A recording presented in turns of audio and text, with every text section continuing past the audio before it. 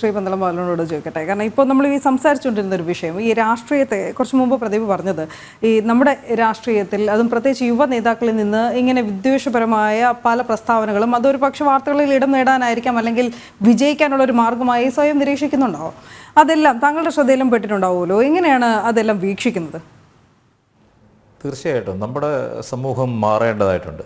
ഇപ്പോഴും പുതിയ തലമുറയിൽ, അതായത് ന്യൂ ജനറേഷൻ കുട്ടികൾ ജാതിയും മതമൊന്നുമില്ല. പക്ഷേ ഇപ്പോൾ ഒരു സർക്കാർ ഉദ്യോഗസ്ഥനിൽ ഒരു ഡോക്ടർ ഒരു സ്ഥലത്തേക്ക് വന്നു കഴിഞ്ഞാൽ ആരെ തൊട്ടടുത്ത വീട്ടിലെ IAS ഇവൻ ഏത് ജാതിയാണെന്ന് അന്വേഷിക്കുന്ന ഒരു വൃത്തികെട്ട സംസ്കാരം ഇപ്പോഴും നമ്മുടെ നാട്ടിലുണ്ട്.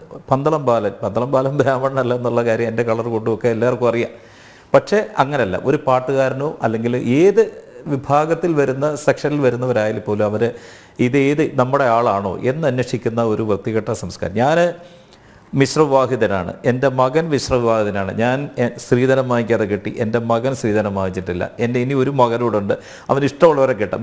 ഇദ്ദേഹം പറഞ്ഞതുപോലെ മിശ്രവിവാഹങ്ങൾ നമ്മുടെ നാട്ടിൽ വരികയാണെങ്കിൽ ഒരുപാട് ഈ ജാതി വ്യവസ്ഥയ്ക്ക് ഒരുപാട് മാറ്റങ്ങൾ ഉണ്ടാകും. ഈ പറഞ്ഞ പോലെ ഈ സംഗീതത്തിന് ജാതിയോ മതമോ നിറമോ ഇല്ല എന്നൊക്കെ പറയാൻ എളുപ്പമാണ്. പക്ഷേ ഇതെല്ലാം എല്ലായിടത്തും നിലനിൽക്കുന്നു. അതിന് മാറ്റമുണ്ടാകുവാൻ അയ്യൻകാളി എന്ന മഹാൻ്റെ ആ മഹാത്മാവിൻ്റെ ആശയങ്ങൾ പുതിയ തലമുറയിലേക്ക് പകർന്നു കൊടുക്കുവാൻ ഉള്ള സാഹചര്യങ്ങളുണ്ടാകും. കാരണം ഒരാളെ ഈ പറഞ്ഞ മിസ്യൂസ് ചെയ്യുന്നു എന്ന് പറഞ്ഞ് എനിക്ക് അതിൽ യോജിപ്പില്ല. കാരണം എന്ന് വെച്ച് കഴിഞ്ഞാൽ ഈ അനുഭവിക്കുന്നവർക്ക് മാത്രമേ അതിൻ്റെ വേദനകൾ. ഇപ്പോൾ കഴിഞ്ഞ ആഴ്ച ഞാനിവിടെ പങ്കെടുത്ത ഒരു സംഘടനയാണ്, പാട്ടുകാരുടെ ഒരു സംഘടന, സമം എന്ന് പറയുന്ന സംഘടന. അപ്പോൾ അതിനകത്ത് സാന്ദ്രലയം എന്നൊരു പരിപാടി നടത്തിയായിരുന്നു. അപ്പോൾ അവിടെ കേരളത്തിലെ എല്ലാ പ്രമുഖരെ പാടിയിട്ടും ഞാനൊരു പാട്ട് പാടുന്നു എന്ന് പോലും ഞാൻ അതിൽ ആ സംഘടനയിൽ മെമ്പറാണ്, എൻ്റെ അടുത്ത് ചോദിച്ചില്ല. അപ്പോൾ അത് എങ്ങനെയാണ് മാറ്റി നിർത്തപ്പെടുന്നത് എന്നുള്ള ഏറ്റവും അവസാനത്തെ ഒരു ഉദാഹരണമാണ്. അതുപോലെ കേരളത്തിൽ നടക്കുന്ന റിയാലിറ്റി ഷോകളിലൊന്നും ഇത്രയും പാടുന്ന ഒരാളെ നിങ്ങൾ ഒരു ജഡ്ജായിട്ട് കാണാത്തത് എന്താണ്? അല്ലെങ്കിൽ കറുത്ത മുത്ത് എന്നൊരു സീരിയലിൽ വെളുത്ത പെണ്ണിനെ കറുത്ത പെയിൻ്റ് അടിച്ച് കറുത്ത മുത്താക്കി വയ്ക്കുന്ന വൃത്തികെട്ട സംസ്കാരമല്ലേ അത്? എത്ര സുന്ദരികളുണ്ട് കറുത്തതല്ലേ? പിന്നെ ഈ പുരുഷന്മാരില്ലേ, എല്ലാം ഒരു എന്ത് പറഞ്ഞ കറുപ്പിന് 7 അഴകുന്നതാണ്. പക്ഷേ അതൊന്നും പ്രാവർത്തികമാക്കുവാൻ എന്ത് പറഞ്ഞു കഴിഞ്ഞാൽ വംശീയ അധിക്ഷേപം, ജാതീയ അധിക്ഷേപങ്ങളൊക്കെ ഇപ്പോഴും നടക്കുന്നത്. അതൊക്കെ ഒരു സംസ്കാരമില്ലായ്മയാണെന്ന് മാത്രമേ എനിക്ക് പറയാൻ പറ്റുള്ളൂ. കാരണം പുതിയ വിദ്യാഭ്യാസം ഉണ്ടായിട്ട് വിദ്യാഭ്യാസവും വിവരവും വിവേകവും വേണം പുതിയ തലമുറയ്ക്ക്. കാരണം എത്ര ഉന്നതിയിൽ എത്തിയെന്ന് പറഞ്ഞാലും ശരി, മനസ്സ് ശുദ്ധം അല്ലെങ്കിൽ പിന്നെ എന്താ, ചുരുങ്ങിയ ജീവിതത്തിൽ നന്നായിട്ട് ജീവിക്കാൻ സാധിക്കണം അല്ലേ?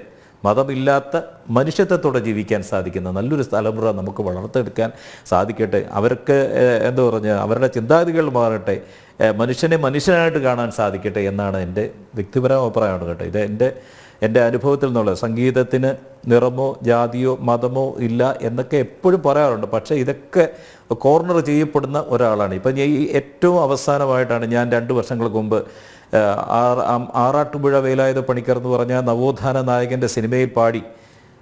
ശ്രീ വിനയൻ സാറിൻ്റെ പടത്തിലായിരുന്നു ആ പടം. 2 വർഷം എടുത്തു. 2 വർഷങ്ങൾക്ക് മുമ്പ് പാടിയൊരു പാട്ടാണ് അത്. ആ ഫിലിം ഇറങ്ങിയപ്പോൾ പന്തളം ബാലിൻ്റെ പാട്ടില്ല. അപ്പം ഞാൻ ചോദിച്ചായിരുന്നു, ഈ നവോത്ഥാന നായകരായിരുന്നുള്ളൂ ഇവരൊക്കെ, ആറാട്ടുപുഴ വേലായുധ പണിക്കർ, മന്നത്ത് പത്മനാഭൻ, അയ്യങ്കാളി, ശ്രീനാരായണ ഗുരുദേവൻ, അയ്യാ ഗുരുസ്വാമികൾ, പിന്നെ പൊയ്കയിൽ അപ്പച്ചൻ, ഇങ്ങനെയൊക്കെയുള്ള വലിയ ആൾക്കാരുണ്ട്. അവരുടെ ഒരു ചരിത്രം വിളമ്പുന്ന അല്ലെങ്കിൽ ചരിത്രം പുതിയ തലമുറക്ക് പകർന്നു കൊടുക്കുന്ന ആ സിനിമയിൽ നിന്ന് പന്തളം ബാൽ എന്ന് പറയുന്ന ഒരു ദളിതനായ ഒരാളുടെ പാട്ട് മാറ്റിയിട്ട് എന്ത് സന്ദേശമാണ് നിങ്ങൾ സമൂഹത്തിന് നൽകുന്നത് ഞാൻ ചോദിച്ചായിരുന്നു. ഇത് ഇപ്പോഴും നടന്നുകൊണ്ടിരിക്കുന്ന കാര്യമാണ്. വലിയൊരു പാട്ടായിരുന്നു, MG ജയചന്ദ്രൻ്റെ പാട്ടായിരുന്നു, പറഞ്ഞിട്ട് കാര്യമില്ലല്ലോ. ആ പാട്ട് ഉണ്ടായിരുന്നെങ്കിൽ പലരും പറയാറുണ്ട് ബാലേട്ടന് സ്റ്റേറ്റ് അവാർഡ് കിട്ടുമായിരുന്നു പറഞ്ഞു. പക്ഷേ സ്റ്റേറ്റ് അവാർഡ് കിട്ടിയോ ഇല്ലെങ്കിലും പക്ഷേ അതൊന്നും അല്ലാതായി പോയതിൻ്റെ ഒരു വിഷമവും സങ്കടവും ഒക്കെ ഇപ്പോഴും മനസ്സിൽ ഒതുക്കി വെച്ചിരിക്കുകയാണ്. കാരണം ഈ 40 വർഷത്തിനിടയ്ക്ക് ഈ വർഷമാണ് കേരള സ്റ്റേറ്റ് സംസ്ഥാന സർക്കാരിൻ്റെ ഒരു അവാർഡ് എനിക്ക് കിട്ടിയത്. സംഗീത നാടക അക്കാദമിയുടെ ഏറ്റവും നല്ല മികച്ച ഗായകനുള്ള, ലളിതഗാന സംഗീതത്തിനുള്ള ഏറ്റവും നല്ല ഗായകനുള്ള അവാർഡ് ഇപ്പോഴാണ് എനിക്ക് കിട്ടിയത്. അത് എൻ്റെ ജീവിതത്തിൽ, ഈ സംഗീത ജീവിതത്തിൽ ഏറ്റവും വലിയ ഒരു അവാർഡാണ്. അതുപോലെ തന്നെയാണ് അയ്യങ്കാളി പുരസ്കാരം കിട്ടിയത്. ഇതൊക്കെ തന്നെയാണ് എൻ്റെ മുന്നോട്ടുള്ള യാത്രയ്ക്ക് പ്രചോദനമാകുന്നത്, ഊർജം നൽകുന്നത്.